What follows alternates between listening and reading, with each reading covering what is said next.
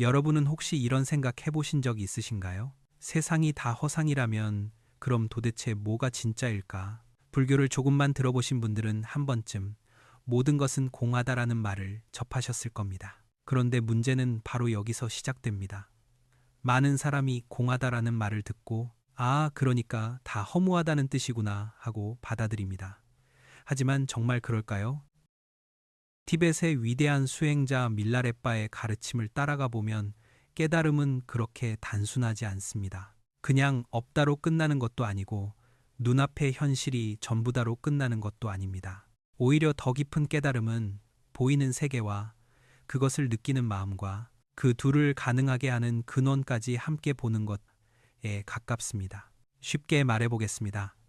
사람들은 보통 눈에 보이는 것만 현실이라고 생각합니다. 지금 보고 있는 사람, 손에 잡히는 물건, 들리는 소리, 이런 것들이 진짜라고 믿습니다. 그런데 경전은 먼저 이렇게 말합니다. 겉으로 보이는 것은 생각보다 단단하지 않다.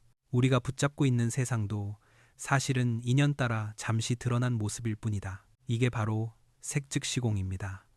형태가 있지만 고정된 실체는 없다는 뜻입니다. 그런데 여기까지만 가면 자칫 이상한 결론에 빠집니다. 그럼 다 헛것이네? 그럼 다 의미 없네? 그럼 그냥 아무것도 아닌 거네? 그런데 밀라레빠 같은 큰 스승들의 시선은 한 걸음 더 나아갑니다. 아니다. 공하다는 것은 텅 비었다는 뜻이지 아무것도 없다는 뜻이 아니다. 바로 그 빈자리에서 다시 모든 것이 살아 움직이고 있다. 이게 공즉시색입니다. 그러니까 진짜 깨달음은 세상이 허상 같다는 것만 아는 데서 끝나지 않습니다. 그 허상 같은 세계조차 어떤 더 깊은 바탕에서 드러나고 있다는 것까지 보는 데 있습니다. 비유를 하나 들어볼까요? 어떤 사람이 호숫가에서 달을 보았습니다. 호수 위에 달빛이 흔들리고 있었습니다. 그 사람은 말합니다. 아, 저 달은 가짜야. 물결만 흔들려도 깨지잖아. 그러니 달 같은 건 없는 거야. 그 말을 들은 스승이 웃으며 말합니다. 물에 비친 달이 가짜인 건 맞네. 그런데 자네는 지금 물에 비친 달이 가짜라는 이유로 하늘의 달까지 없다고 해버리고 있네. 바로 이겁니다.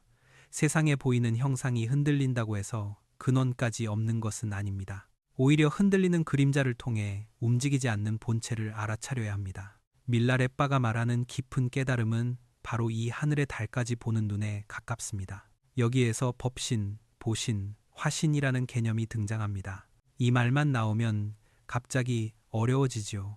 그래서 아주 쉽게 풀어보겠습니다. 법신은 바탕입니다. 보이지 않지만 언제나 있는 근원입니다. 보신은 마음의 빛입니다.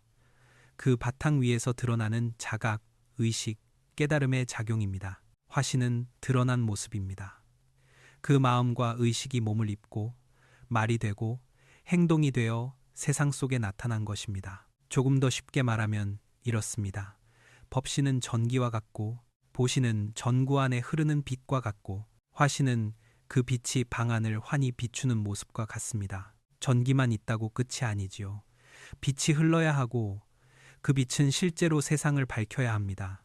깨달음도 그렇다는 것입니다. 낮에는 우리가 분명히 세상을 보고 듣고 생각합니다. 그런데 꿈속에서도 또 하나의 세계가 펼쳐집니다. 그런데 꿈도 없는 깊은 잠에 빠지면 어떨까요? 그때는 세상도 없습니다. 생각도 없습니다. 나라는 느낌도 사라집니다. 눈앞에 현실도 없습니다. 그런데도 아침이 되면 우리는 다시 아무 일 없었다는 듯 깨어납니다. 참 이상하지 않습니까? 낮에 나도 사라지고 꿈속의 나도 사라지고 생각도 기억도 다 쉬어버렸는데 무엇이 다시 이 삶을 이어붙이는 걸까요? 바로 여기서 어떤 수행 전통은 말합니다.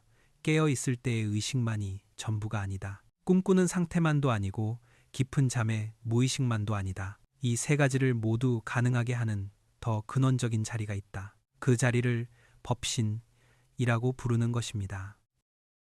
이걸 영화관으로 바꿔서 생각하면 더 쉽습니다. 영화가 시작되면 전쟁 장면도 나오고 사랑 장면도 나오고 폭풍 우치는 밤도 나옵니다. 관객은 장면에 푹 빠집니다. 울고 웃고 긴장하고 놀랍니다. 그런데 장면이 아무리 바뀌어도 끝까지 변하지 않는 것이 하나 있지요. 바로 스크린입니다. 장면은 바뀝니다. 밝아졌다, 어두워졌다 합니다. 사람이 죽기도 하고 살아나기도 합니다. 하지만 스크린은 그냥 그대로 있습니다. 우리의 깨어있는 상태, 꿈꾸는 상태, 깊은 잠의 상태도 어쩌면 하나의 장면들일 수 있습니다. 그리고 그 장면들을 받쳐주는 스크린 같은 바탕, 그것이 바로 법신이라는 것입니다. 그러니 진짜 깨달음은 장면 하나만 붙드는 것이 아니라 스크린까지 알아차리는 일이라고 할 수 있습니다. 그렇다면 화신은 왜 중요할까요? 어떤 분은 이렇게 생각할 수 있습니다. 그래요. 바탕이 중요하다는 건 알겠어요. 그런데 그냥 조용한 근원만 알면 된 것 아닌가요? 그렇지 않습니다. 깨달음이 정말 깊다면 그것은 반드시 삶 속에서 드러납니다. 말투가 달라지고, 사람을 보는 눈이 달라지고, 두려움 앞에서 흔들리는 방식이 달라집니다. 쉽게 말해, 마음속에서만 반짝하는 체험으로 끝나는 것이 아니라 그 빛이 삶 전체를 비추기 시작하는 것입니다. 꽃으로 비유하면 이렇습니다. 땅 속에 씨앗이 있습니다. 이건 보이지 않는 바탕입니다. 그리고 그 안에서 생명이 움트는 힘이 있습니다. 이건 작용입니다. 마침내 줄기가 올라오고 꽃이 핍니다. 이건 드러난 모습입니다. 씨앗만 이야기해도 부족하고, 싹트는 힘만 이야기해도 부족하고, 꽃만 붙잡아도 부족합니다. 셋을 함께 볼 때 비로소 하나의 생명이 온전히 이해됩니다. 법신, 보신, 화신도 바로 이런 관계입니다. 옛날 한 제자가 스승에게 물었습니다. 스승님, 저는 세상이 다 헛것인 줄 알고 사람도 멀리하고 일도 멀리했습니다. 그런데 이상하게 마음은 더 메말라졌습니다. 스승이 대답했습니다. 자네는 연못에 비친 달이 흔들리는 건 보았네. 그런데 하늘의 달은 아직 못 보았구먼. 게다가 하늘의 달을 보았다면 이제는 어두운 길을 걷는 사람 손에 등불 하나쯤은 쥐어줄 줄도 알아야지. 이 말 속에 핵심이 다 들어 있습니다. 형상이 허망하다는 것만 보면 반쪽입니다. 근원을 보아야 합니다. 그런데 근원만 보고 끝내면 그것도 반쪽입니다.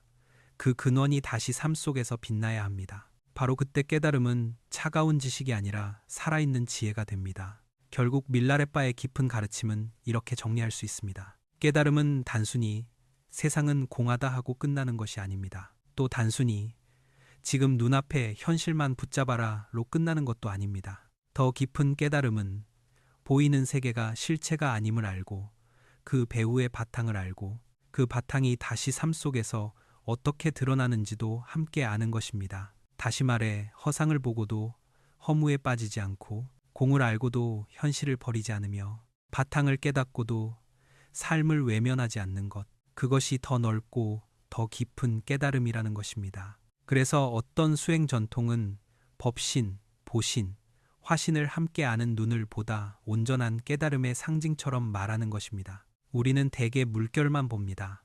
조금 더 공부하면 물에 비친 달을 봅니다. 하지만 더 깊이 들어가면 비로소 하늘의 달을 봅니다. 그리고 정말 하늘의 달을 본 사람은 이제 그 빛으로 다른 이의 밤길까지 밝혀줍니다. 어쩌면 깨달음이란 멀리 떠나는 것이 아니라 보이는 것 너머의 바탕을 보고 그 바탕의 빛으로 다시 이 삶을 살아내는 일인지도 모르겠습니다.